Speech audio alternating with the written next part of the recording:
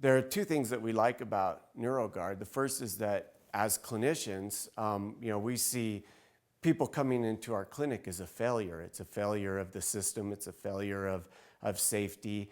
And so although we run a clinic, like anybody will tell you who runs a concussion clinic, you're flooded with patients. We don't need more patients. We're not worried about that. We're always going to have too many patients. So we want fewer patients. And then second, the patients that we do get, we prefer them to be in better shape, the best shape possible.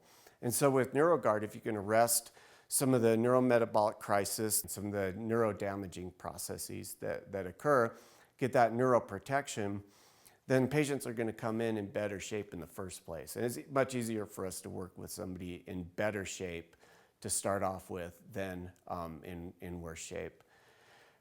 The other thing we like about NeuroGuard then is that when people leave our clinic after we've treated them, we worry sometimes that although they're feeling better and that we've gotten them back to where we feel they can safely return to play or return to their jobs, sometimes we worry that they're not, that they're in somewhat of a fragile state still.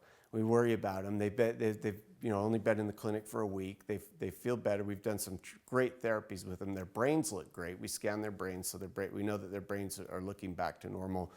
But we just want to give them that protection. We want to, wrap them in bubble wrap it before we send them back out. And we feel like that NeuroGuard gives us a little bit of that bubble wrap as we ship them back out into the real world. And so that's one of the reasons that we at Cognitive Effects strongly endorse NeuroGuard, and we recommend it to all of our patients, and we recommend it to all athletes who we come across